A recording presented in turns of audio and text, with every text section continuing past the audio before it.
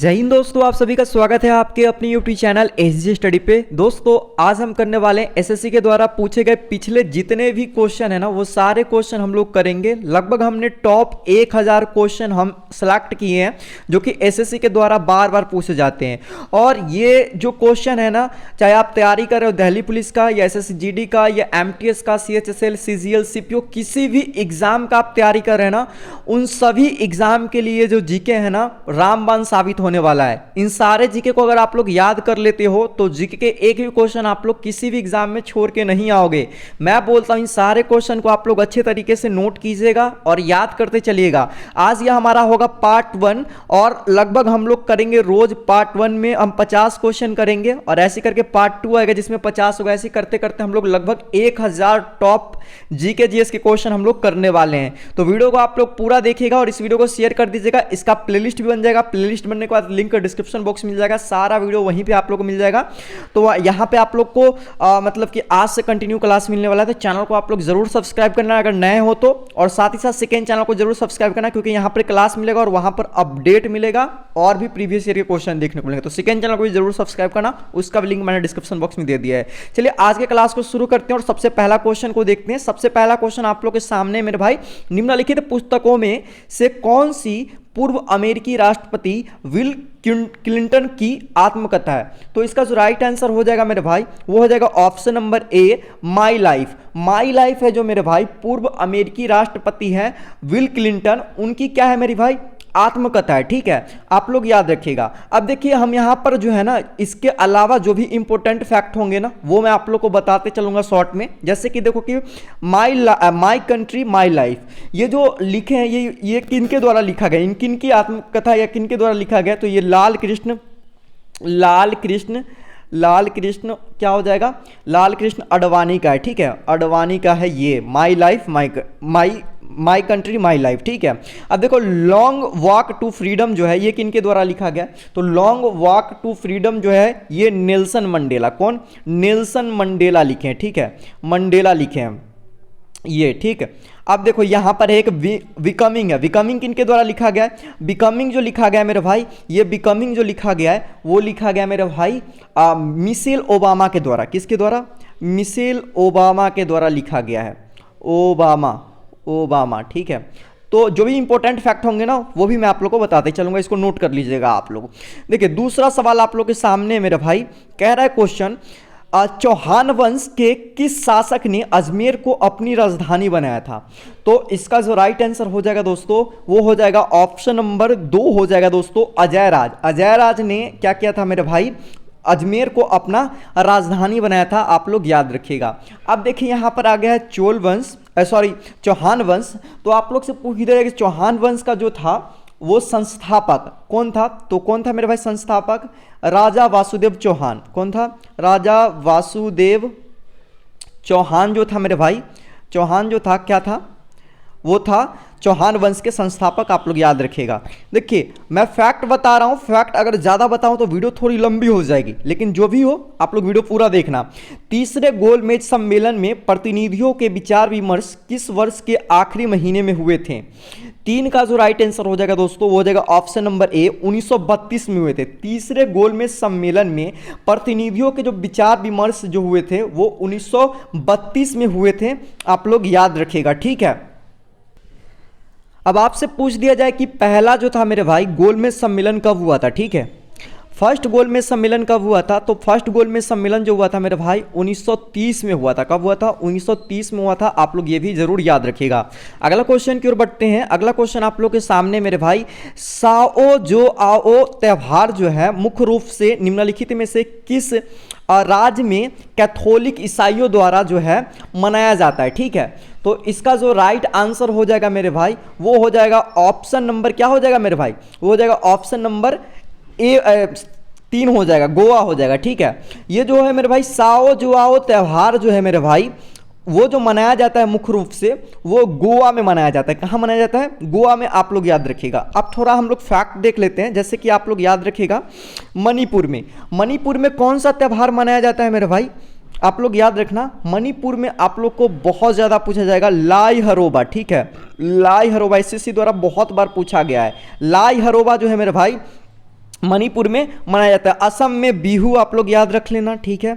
उसके बाद नागालैंड में आप लोग मेरे भाई कौन सा त्यौहार, हॉर्निवल, हॉर्निवल त्यौहार आप लोग याद रखना, ठीक है, हॉर्निवल त्यौहार। तो ये आप लोग याद रख लेना, ठीक है। चलिए आगे देखते हैं, अगला सवाल आप लोग के सामने है, भारत में डैश से कम के सभी ऋण को सूक्ष्म ऋण माना जाता है। तो 1 लाख से जितने भी कम ऋण होते हैं ना, सभी को माइक्रो लोन्स बोलते हैं या सूक्ष्म ऋण माना जाता है, ठीक है। तो इसका राइट आंसर ऑप्शन नंबर क्या हो जाएगा, 3 हो जाएगा, ठीक है। अगला क्वेश्चन देखेंगे 6 नंबर सवाल। 6 नंबर सवाल देखिए, भारत ने किस पड़ोसी देश के साथ 1996 में गंगा जल को साझा करने और इसके प्रवाह को बढ़ाने के लिए फरक्का संधि पर हस्ताक्षर किए थे?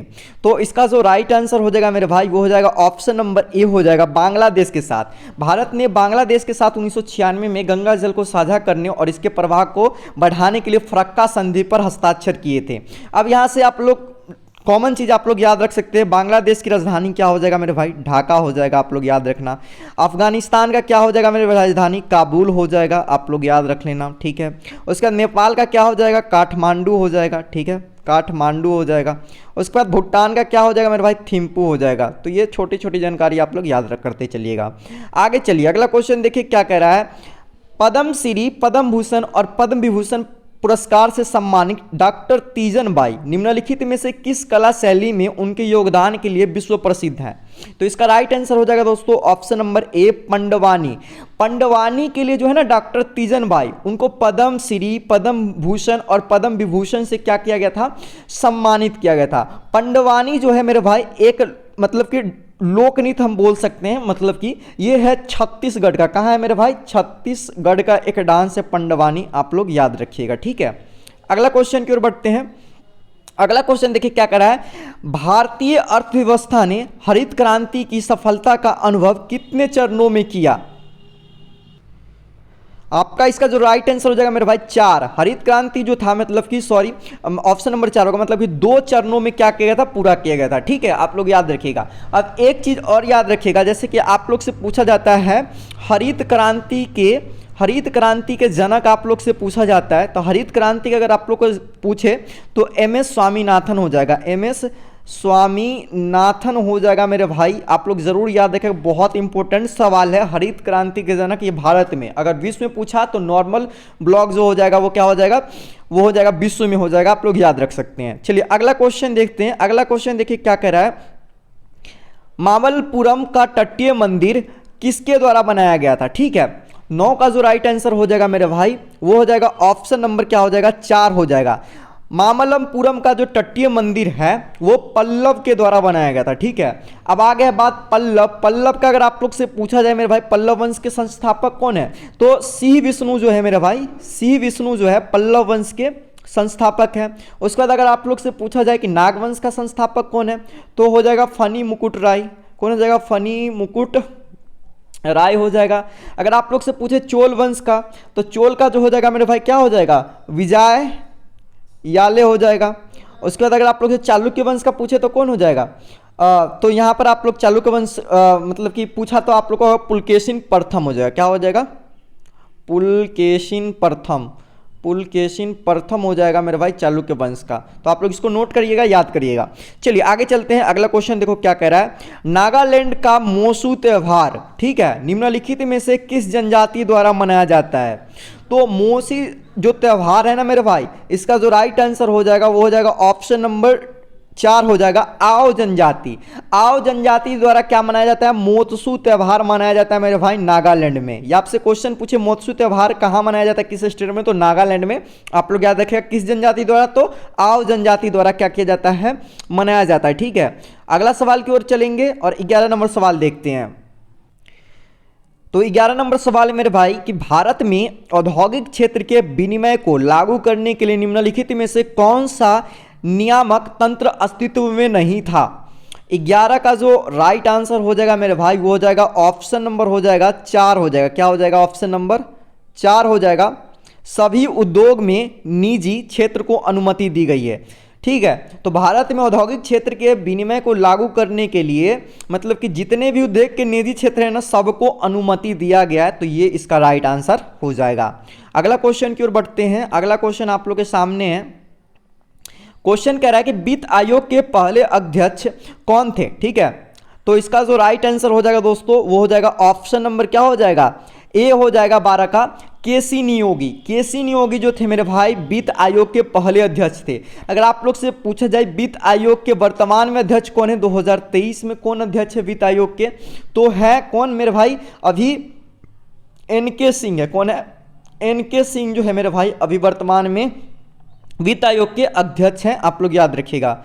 अगला क्वेश्चन यहां पर आप लोग देख सकते हो, कह रहा है क्वेश्चन वैश्विक भुखमरी सूचकांक यानी ग्लोबल हंगर इंडेक्स 2022 के अनुसार इनमें से कौन सा एकमात्र पड़ोसी देश 121 देशों में से 109 रैंक के साथ भारत से पीछे है। तो भारत से जो पीछे जो देश है मेरे भाई वो हो जाएगा ऑप्शन नंबर क्या हो जाएगा, एक हो जाएगा अफगानिस्तान जो है मेरे भाई राइट आंसर हो जाएगा। अभी देखो ग्लोबल हंगर इंडेक्स 2022 दे रहा है, अभी हम लोग का 23 का भी आ गया है, जिसमें कि आप बात करते हैं इंडिया का रैंक क्या है मेरे भाई। तो इंडिया का जो रैंक है मेरे भाई 111 रैंक है। कितना है, 111 रैंक। टोटल कितने देश है मेरे भाई, 125 देशों में 111 रैंक है। आप लोग याद रखिएगा 2023 का डाटा है। ठीक है, अगला क्वेश्चन चलिए 14 नंबर क्वेश्चन देखिए क्या कह रहा है। 14 नंबर क्वेश्चन कह रहा है कि नवंबर 2020 में डैश ने विश्व का अब तक का सबसे तेज पियानो वादक होने का रिकॉर्ड बनाया है। तो इसका जो राइट आंसर हो जाएगा दोस्तों ऑप्शन नंबर 3 हो जाएगा लिडियन नादस्वरम जो है मेरे भाई 2020 में सबसे फास्ट पियानो बजाने का क्या किया है, अपना नाम रिकॉर्ड दर्ज किया है। अगला क्वेश्चन देखते हैं। अगला क्वेश्चन देखिए क्या कह रहा है, विश्व स्तर पर कितने नियंत्रण हैं जो किसी विशेष क्षेत्र की जलवायु को प्रभावित करते हैं। 15 का जो राइट आंसर हो जाएगा दोस्तों वो हो जाएगा ऑप्शन नंबर 2 हो जाएगा 6। विश्व स्तर पर 6 नियंत्रण है जो किसी विशेष क्षेत्र की जलवायु पर क्या करते हैं, प्रभावित करते हैं। अगला क्वेश्चन 16 नंबर देखिए क्या कह रहा है, अटल सुरंग किन 2 स्थानों को जोड़ती है। 16 का राइट आंसर हो जाएगा ऑप्शन नंबर 4 हो जाएगा मनाली और लाहौल स्पीति घाट को मेरे भाई अटल सुरंग जो है जोड़ती है, आप लोग याद रखिएगा। अगला क्वेश्चन 17 नंबर, निम्नलिखित में से कौन सा कार्बनिक यौगिक के परिवार से संबंधित नहीं है मेरे भाई। 17 का जो राइट आंसर हो जाएगा दोस्तों ऑप्शन नंबर बी जो हो जाएगा यानी 2 हो जाएगा अमोनिया जो हो जाएगा मेरे भाई कार्बनिक यौगिक के परिवार से संबंधित नहीं है, जबकि ये सब कार्बनिक यौगिक के परिवार से संबंधित है। तो ये हमारा राइट आंसर हो जाएगा।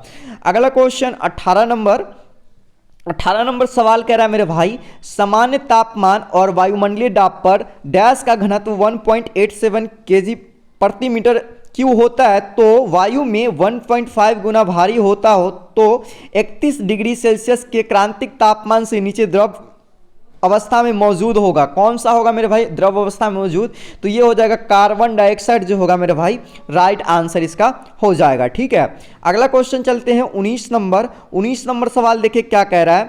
19 नंबर सवाल कह रहा है कि भारतीय उपमहाद्वीप की जलवायु के संबंध में निम्नलिखित में से कौन सा कथन सही है। पहला कथन आप लोग को बोलता है कि उत्तर भारत की जलवायु वर्ष भर एक समान रहती है। दूसरा कथन कहता है कि हिमालय मध्य एशिया से आने वाली अत्यधिक ठंडी हवाओं में से उपमहाद्वीप की रक्षा करता है।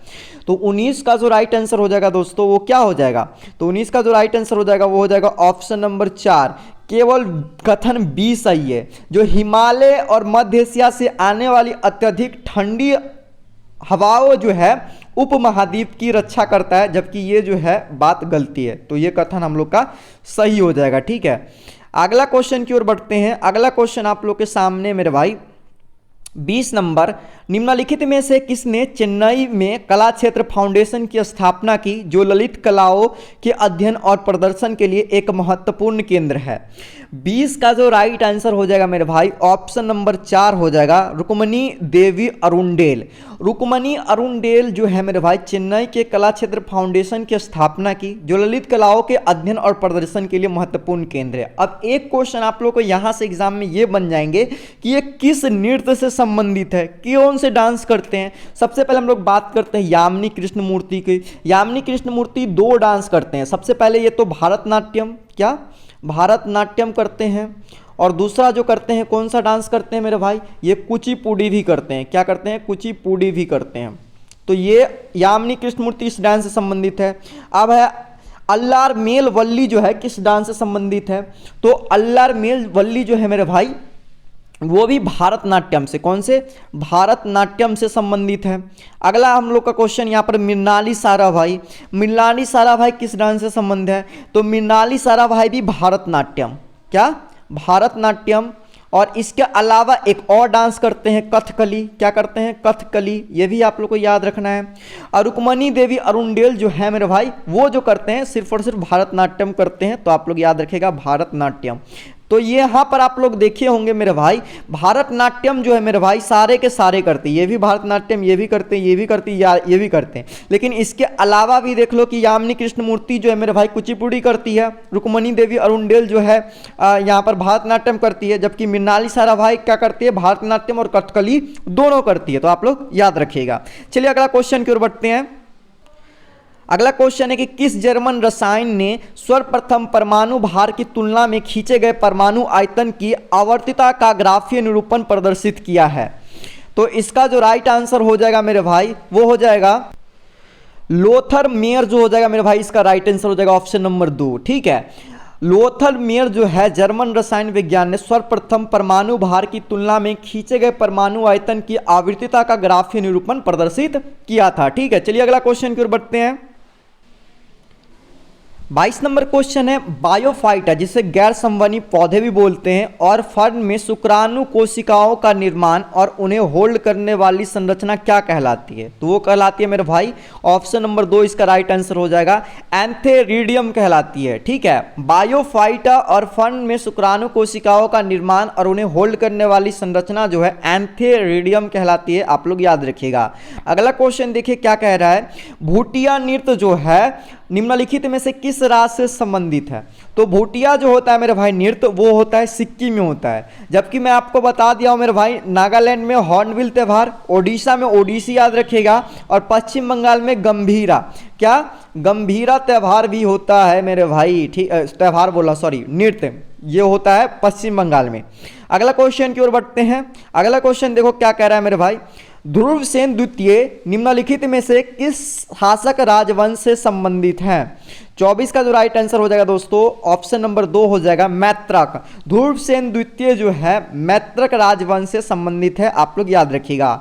अगला क्वेश्चन 25 नंबर, भारतीय संविधान का कौन सा भाग मूल अधिकारों से संबंधित है, राइट आंसर हो जाएगा दोस्तों ऑप्शन नंबर 2 हो जाएगा मेरे भाई, यानी भाग 3। भाग 3 जो है मेरे भाई भारतीय संविधान का वो मूल अधिकार या मौलिक अधिकार से संबंधित है, जबकि भाग 2 में क्या है मेरे भाई, आप लोग से ये भी पूछ देगा, तो नागरिकता है। भाग 2 में किसका वर्णन है, नागरिकता का।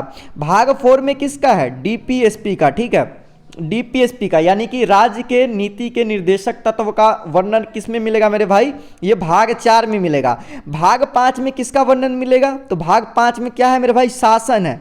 भाग 5 में क्या है, शासन है, जिसमें कि आप लोग को जो हो जाएगा मेरे भाई कार्यपालिका हो जाते हैं, विधायिका हो जाते हैं, न्यायपालिका हो जाते हैं, राष्ट्रपति वाष्ट्रपति, सब कुछ आपको भाग 5 के अंदर ही पढ़ना है। तो ये आप लोग जरूर याद रखिएगा। आगे चलते हैं अगला सवाल की ओर। अगला सवाल देखो यहां पर मेरे भाई क्या कह रहा है कि खरीफ फसलों के लिए उच्च आर्द्रता और डैश सेंटीमीटर से अधिक वार्षिक वर्षा के साथ खेती के लिए आवश्यक तापमान 25 डिग्री सेल्सियस से अधिक होता है।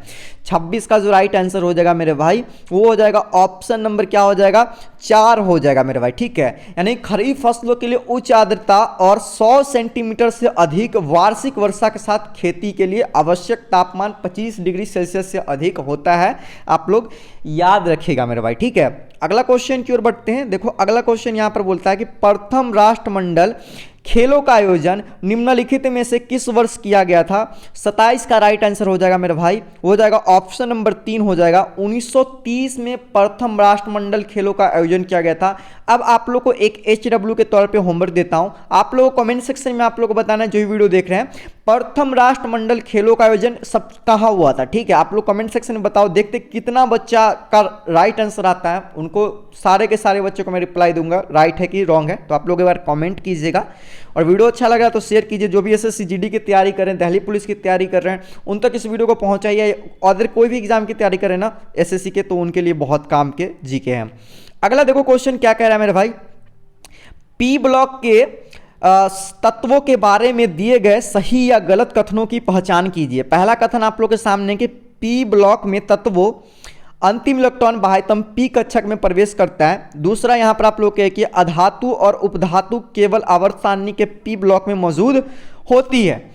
तो इसमें से कौन सा कथन जो है मेरे भाई सत्य है वो आप लोग को बताना है। तो इसका जो राइट आंसर हो जाएगा मेरे भाई ये हो जाएगा ऑप्शन नंबर 2 हो जाएगा। इसमें से दोनों कथन सही है। पी ब्लॉक के तत्वों के अंतिम इलेक्ट्रॉन बाह्यतम में पी जो होते कक्षक में प्रवेश करता है, बिल्कुल सही बात है। और अधातु और उपधातु केवल आवर्त सारणी में पी ब्लॉक में ही मौजूद है मेरे भाई, ठीक है, तो ये भी सही है।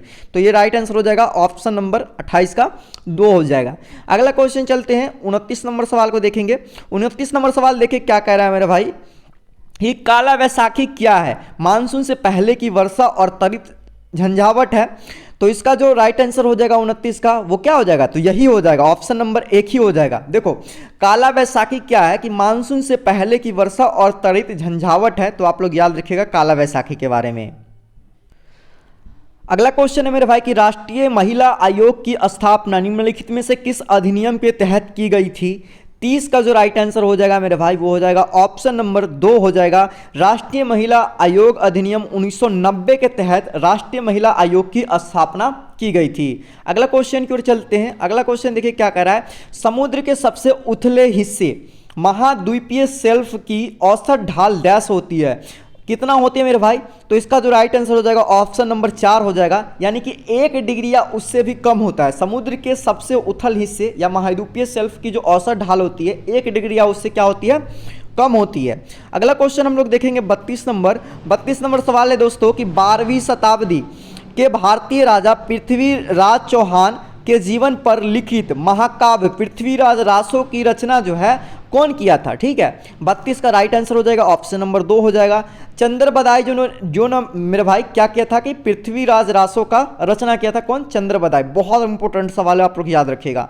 अगला सवाल देखो क्या कह रहा है कि आरुषि मुगदल को डैश नृत्य के लिए गुरु कैलूचरण महापात्र युवा प्रतिभा सम्मान 2021 से सम्मानित किया था। करंट अफेयर के क्वेश्चन यहाँ पे देखो 33 का जो राइट आंसर हो जाएगा मेरे भाई वो हो जाएगा ऑप्शन नंबर क्या हो जाएगा 2 हो जाएगा, ठीक है। ओडिसी नृत्य के लिए क्या किए थे? कैलूचरण महापात्र जो थे आरुषि मुगदल को 2021 में क्या किए थे? महापात्र युवा सम्मान से सम्मानित किए थे, ठीक है। अगला क्वेश्चन की ओर चलते हैं। अगला क्वेश्चन आप लोग के सामने है, स्वरमंडल के निर्माण और निरूपण की व्याख्या करने के लिए सर्वाधिक व्यापक रूप से स्वीकृत मॉडल कौन सा है? तो इसका जो राइट आंसर हो जाएगा मेरे भाई वो हो जाएगा ऑप्शन नंबर 2 हो जाएगा मेरे भाई, निहारिका परिकल्पना। स्वरमंडल के निर्माण और निरूपण की व्याख्या करने के लिए सर्वाधिक व्यापक रूप से स्वीकृत मॉडल जो हो जाएगा मेरे भाई निहारिका परिकल्पना हो जाएगा, आप लोग याद रखेगा। अगला क्वेश्चन चलिए देखते हैं मेरे भाई 35 नंबर सवाल आप लोग के सामने है। बोला निम्नलिखित में से कौन सा कथन भारतीय संविधान में मूल कर्तव्यों के संबंध में सही नहीं है? 35 का जो यहाँ पर आप लोग के ऑप्शन दिख रहे होंगे, तो इसका जो राइट आंसर हो जाएगा मेरे भाई वो हो जाएगा ऑप्शन नंबर जो हो जाएगा 3। देखो इन्हें नियोजित प्रकृति का बनाया गया है, तो ये जो हो जाएगा मेरे भाई संबंध में सही नहीं है। बाकी जो आप लोग देख रहे हैं इन्हें वैज्ञानिक सोच, मानवतावाद, अन्वेषण एवं सुधार की भावना से विकसित करने के लिए बनाया गया है। दूसरा ये में हमारी मिश्रित संस्कृति की समृद्ध विरासत को महत्व देने और संरक्षित करने के लिए बने हैं। और अगला ऑप्शन है यहाँ आप लोग देख सकते हैं, इन्हें उन महान आदर्शों को सजाने और उनका पालन करने के लिए बनाया गया है जिन्होंने स्वतंत्रता के लिए हमारे राष्ट्रीय संघर्ष को प्रेरित किया। तो यहाँ पर जो है ये जो वाला है ना ये वाला गलत है, बाकी ये सब कुछ जो है हमारा संविधान का पालन कर रहा है, जबकि ये नहीं कर रहा है, ठीक है। अगला क्वेश्चन की ओर बढ़ते हैं। अगला क्वेश्चन आप लोग देखिएगा क्या कह रहा है, मेथिलीन एथिल कीटोन को डैश के नाम से भी जाना जाता है। किसके नाम से जाना जाता है मेरे भाई? इसका जो राइट आंसर हो जाएगा दोस्तों ऑप्शन नंबर 2 हो जाएगा, ब्यूटेनोन। मेथिल एथिल कीटोन को मेरे भाई ब्यूटेनोन के नाम से भी जाना जाता है, तो आप लोग याद रखिएगा। अगला क्वेश्चन यहाँ पर आप लोग देख सकते हो 37 नंबर, निम्नलिखित में से कौन सा घुड़सवारी प्रतियोगिता नहीं है? तो 37 का जो राइट आंसर हो जाएगा मेरे भाई वो हो जाएगा यहाँ पर ऑप्शन नंबर 3, स्प्रिंट जो है मेरे भाई घुड़सवारी प्रतियोगिता नहीं है। स्प्रिंट जो होता है मतलब कि एकदम तेज दौड़ना जिसको बोलते हैं वो नहीं है, जबकि आप लोग देख रहे हो ये सब घुड़सवारी प्रतियोगिता है, आप लोग को पता होगा। ठीक है, अगला क्वेश्चन की ओर बढ़ेंगे। अगला क्वेश्चन देखिए क्या कह रहा है, वल्लभ भाई पटेल और डैश ने खेड़ा में गांधी जी के गांव के दौरे की व्यवस्था करके तथा किसानों को सरकार के खिलाफ मजबूती से खड़े होने के लिए प्रोत्साहित करके गांधी जी की सहायता की। 38 का जो राइट आंसर हो जाएगा मेरे भाई ऑप्शन नंबर ए हो जाएगा। इंदुलाल याग्निक जो थे मेरे भाई, सरदार वल्लभ भाई पटेल और यही इंदुलाल याग्निक ने खारा में क्या किए थे, गांधी जी के दौरे की व्यवस्था किए थे पूरा। ठीक है, तो याद रखिएगा। अगला क्वेश्चन देखिए क्या कह रहा है कि पौधों में रंध्रों की स्थिति की पहचान कीजिए। तो पौधों में जो रंध्र होता है, स्टोमाटा जो होता है, वो किस में होता है? तो 39 का जो राइट आंसर हो जाएगा ऑप्शन नंबर 2, पत्तियों की सतह पर होता है। क्या होता है? रंध्र जो होता है पत्तियों की क्या होता है, सतह पर होता है, तो आप लोग याद रखिएगा। अगला क्वेश्चन यहां पर आप लोग के है, राजकोषीय क्षेत्र में सरकार की प्राथमिकताओं तथा उससे संबंधित नीतियों एवं विवेचनों का उल्लेख बजट दस्तावेज के किस भाग में किया जाता है? तो 40 का जो राइट आंसर हो जाएगा मेरे भाई वो हो जाएगा ऑप्शन नंबर 2 हो जाएगा, राजकोषीय नीति कार्य योजना विवरण। राजकोषीय क्षेत्र में सरकार की प्राथमिकता तथा उससे संबंधित नीतियों एवं विचलनों का उल्लेख बजट दस्तावेज के राजकोषीय नीति कार्य योजना विवरण में भाग किया जाता है। ठीक है, अगला क्वेश्चन हम लोग देखते हैं। अगला क्वेश्चन आप लोग के सामने है, निम्नलिखित में से किस शैवाल को केल्प भी कहा जाता है और वह यह गहरे समुद्र में पाया जाता है? ठीक है, 41 का जो राइट आंसर हो जाएगा ऑप्शन नंबर 4 हो जाएगा। क्या हो जाएगा मेरे भाई? लेमिनारिया। लेमिनारिया जो शैवाल है ना उसको हम लोग क्या बोलते हैं? केल्प भी बोलते हैं, और यह समुद्र में सबसे गहरे में पाया जाता है। ठीक है, आप लोग याद रखना। अगला क्वेश्चन देखो 42 नंबर, प्रसिद्ध संगीतकार तानसेन प्रायः किस शासक के दरबार में गाया करते थे? किसके दरबार में गाया करते थे मेरे भाई? राइट आंसर हो जाएगा तानसेन जो था मेरे भाई अकबर के दरबार में गाया करते थे। आप लोग को पता होगा तनु पांडे जिसका अन्य नाम भी पूछ दिया जाता है बहुत बार। ठीक है, तो वो भी आप लोग याद रख लीजिएगा।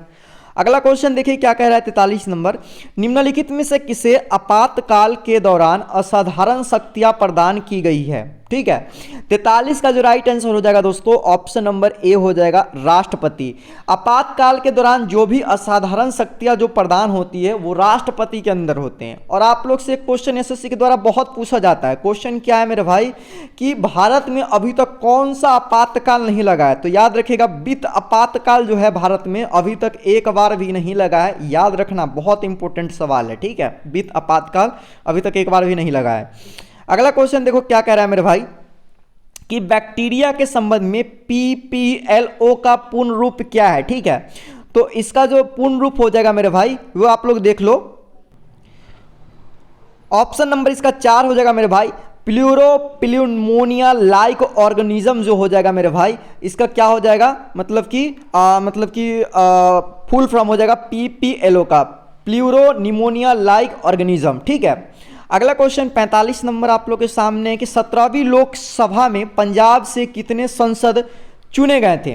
तो 45 का जो राइट आंसर हो जाएगा मेरे भाई वो हो जाएगा ऑप्शन नंबर 3 हो जाएगा, 13। 17वीं लोकसभा में पंजाब से 13 सांसद को क्या किया गया था? चुना गया था। अगला क्वेश्चन देखते हैं 46 नंबर। 46 नंबर सवाल देखिए क्या कह रहा है, निम्नलिखित में से किस भारतीय लेखक ने माई स्टोरी नामक आत्मकथा लिखी है? तो इसका जो राइट आंसर हो जाएगा 46 का वो हो जाएगा ऑप्शन नंबर क्या हो जाएगा? 3 हो जाएगा, कमला दास। कमला दास द्वारा लिखा गया मेरे भाई माई स्टोरी नामक आत्मकथा, आप लोग याद रखना। अगला क्वेश्चन 47 नंबर आप लोग के सामने मेरे भाई देख लो, निम्नलिखित में से किसे आर्थिक विकास का एक अच्छा संकेतक माना जाता है? ठीक है, तो 47 का जो राइट आंसर हो जाएगा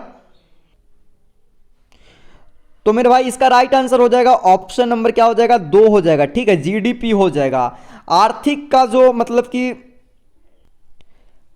आर्थिक विकास का जो अच्छा संकेतक जो होता है वो होता है जीडीपी में स्थिर वृद्धि होता है, ठीक है, आप लोग याद रखिएगा। अगला क्वेश्चन 48 नंबर, वॉलीबॉल खेल में प्रत्येक टीम में कितने खिलाड़ी होते हैं, ठीक है। तो वॉलीबॉल में जो होते हैं मेरे भाई कितने खिलाड़ी होते हैं, 6 खिलाड़ी होते हैं। कितने होते हैं वॉलीबॉल में, 6 खिलाड़ी होते हैं, तो आप लोग याद रखिएगा। अगला क्वेश्चन 49 नंबर देखो क्या है, ज्योतिराव गोविंद राव फूले ने 1873 में मूर्ति पूजा और जाति व्यवस्था के खिलाफ लड़ने के लिए निम्नलिखित में से किसकी स्थापना की थी। 49 का जो राइट आंसर हो जाएगा मेरे भाई वो क्या हो जाएगा, वो हो जाएगा ऑप्शन नंबर 1 हो जाएगा सत्य शोधक समाज। ज्योतिराव गोविंद राव फूले जो है मेरे भाई सत्य शोधक समाज की स्थापना किए थे, आप लोग याद रखिएगा, ठीक है। अगला हम लोग यहाँ पर याद रखना है क्वेश्चन 50 नंबर क्वेश्चन है मेरे भाई, 2020 ओलंपिक खेलों में सुपर हैवीटेट बॉक्सिंग स्पर्धा में भाग लेने वाला प्रथम भारतीय कौन थे मेरे भाई। 50 का राइट आंसर हो जाएगा सतीश कुमार जो था मेरे भाई प्रथम जो भारतीय था जो कि सुपर हैवीवेट बॉक्सिंग स्पर्धा में क्या लिया था, भाग लिया था। टोटल 50 क्वेश्चन आप लोग को मैंने करवा दिए। आप लोग एक बार बता देना हमें कि 50 क्वेश्चन में आप लोग कितने क्वेश्चन का आंसर जान रहे थे कमेंट सेक्शन में, और आज का क्लास कैसा लगा ये भी ज़रूर बताइएगा। और इस वीडियो को शेयर करके और भी अपने जो भी दोस्त हैं उनको जोड़ लीजिए, क्योंकि ये जो क्वेश्चन मैं करवा रहा हूँ एसएससी के जितने भी अभी लेटेस्ट एग्जाम हुए ना उसमें से क्वेश्चन को मैं चुन चुन के आप लोग को दे रहा हूं, ठीक है। मैं पिछले 1 साल के अंदर जो भी बार बार पूछा गया उन सारे क्वेश्चन को यहाँ पर ला रहा हूँ और लेटेस्ट एग्जाम के क्वेश्चन को मैं डाल रहा हूँ इनमें, तो आप लोग को बहुत ज़्यादा बेनिफिट होगा। जो भी आगामी एग्जाम आने वाला है दिल्ली पुलिस का या एसएससी जीडी का या एमटीएस हो गया, सीएचएसएल या सीजीएल सीपीओ, कोई भी एग्जाम है ना सब में ये जीके काम करेगा मेरे भाई, ठीक है। तो आप लोग इस वीडियो को शेयर कीजिएगा। टेलीग्राम को ज्वाइन नहीं किया ज्वाइन कर लेना, इसका पीडीएफ आप लोग को बिल्कुल फ्री में देखने को मिल जाएगा। लिंक डिस्क्रिप्शन बॉक्स में या सर्च कर लीजिएगा टेलीग्राम पे जाके एसजी स्टडी और ज्वाइन हो जाएगा। इस वीडियो को शेयर कीजिए और एसएससी जीडी के लिए प्रीवियस ईयर के जीके का क्वेश्चन का भी क्लास आज से शुरू हो जाएगा, तो आप लोग उस क्लास को भी जरूर देखिएगा। सबका लिंक आप लोग को डिस्क्रिप्शन बॉक्स में मिल जाएगा, ठीक है। आप लोग डिस्क्रिप्शन बॉक्स जरूर चेक कर लीजिएगा या प्लेलिस्ट जाकर आप लोग सीधा चेक कर सकते हैं। और इस वीडियो को शेयर कीजिए ज़्यादा से ज़्यादा, सबके सब कमेंट जरूर करना, इस वीडियो को शेयर करना। बाकी मिलते दोस्तों एक और न्यू वीडियो में, तब तक के लिए जय हिंद, वंदे मातरम।